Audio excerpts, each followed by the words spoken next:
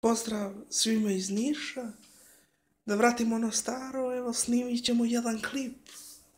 Kome smeta ovaj naziv, odnosno ovaj početak.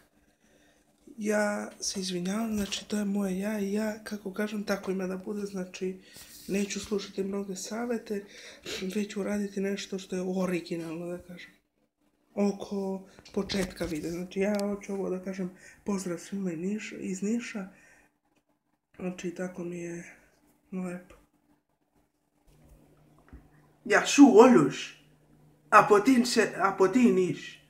Ja su Oluš, a po ti Srbija. Šta je lepše da kažeš pozdrav svima iz Niša ili ja su ti Oluš, a po ti Niš. Znači ja su ti zdravo u bukvalnom prevodu, Oluš, all je na engleskom sve, all, Oluš. Mnogo ima u grčkom jeziku engleskih reči. Nema ono avlija, te turcizme kao kod nas. I zato oni mnogo teško gutaju ta slova dž, nj, njzm, mezm.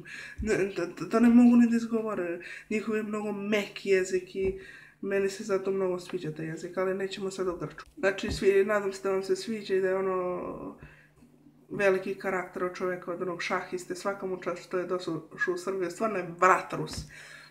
Današnja tema razgovora je šta raditi kada vam je dosadno.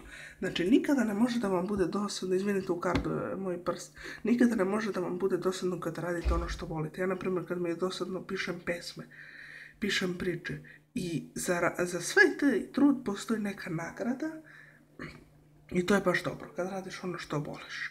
I nikada ne može da ti bude dosadno. Znači, nikada ne može da ti bude dosadno, jer ti koliko god puta da ponoviš nešto, ti voliš to. Messi koliko golova je dao i on voli da da još 100 golova, još 1000, još koliko može golova.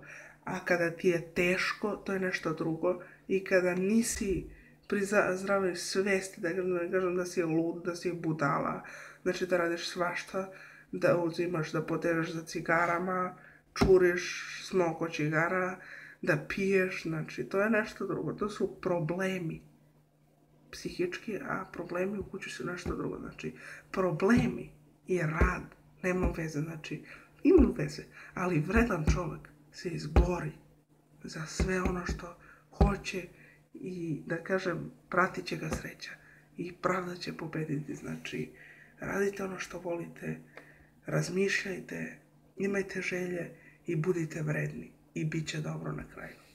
I to je to. To su neki kratki savjeti da vam nekako ne bude dosadno.